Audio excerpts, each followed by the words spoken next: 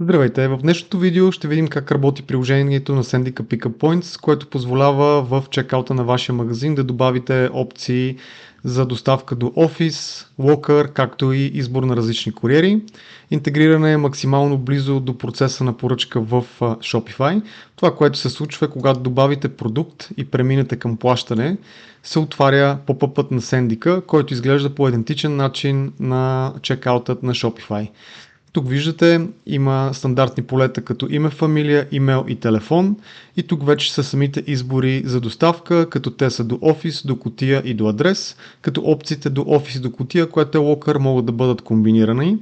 Ето в случая виждаме избор между различни куриери. Отново до адрес имаме опция за доставка с няколко куриера. Тук имаме валидация на град. Може да търсиме както на латиница, така и на кирилица. Това се отнася и за търсенето в офисите. Може да го напишете на латиница и на кирилица. Това е предвидено за клиентите, които биха търсили по двата варианта. Също така е интегрирана и логика за приемане на общи условия, за да бъде напълно отговарящо на условията по GDPR. Това нещо може да бъде пуснато или спряно в зависимост от нуждите на вашия бизнес. Ще направим една тестова поръчка, за да преминем през целия процес. Въведем демо данни, за да може да преминем на следващата стъпка. Това, което виждаме тук, е вече стандартния чекаут на Shopify. Както виждате, вече всичко е попълнено. Единственото, което трябва да направи клиента, е да избере метод на плащане. Ако по някаква причина иска да редактира своя избор, може да се върне назад посредством логото или да даде просто назад. И както виждате, всичко, което е въвел, се помни.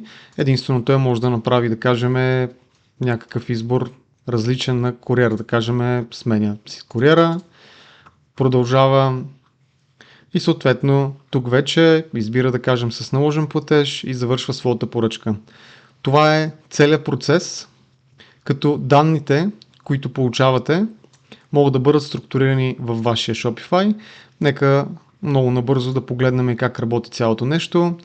Ето тук са всички конфигурации, които имаме за България, различните куриери. Те могат да бъдат приоритизирани в чекаута от тези стрелки. Спрямо това, кой е първи, ще излиза първи като избор. Как изглежда една конфигурация, имате възможност да изберете държавата, след това даден куриер и вече да конфигурирате по какъв начин той да излиза в поп-ъпа, как да се казва и какви да бъдат цените. Това става посредством шипинг методите в Shopify. От тук вие задавате заглавие, както и ценови правила. Една поръчка, когато влезне в вашия Shopify, това, което се случва, е данните за офиса или локъра се съхраняват в адреса, както и тук като допълнителна информация. Имате опция да кастомизирате всеки един адрес спрямо нуждите на ERP-то, фулфилмента или различната система, с която работите.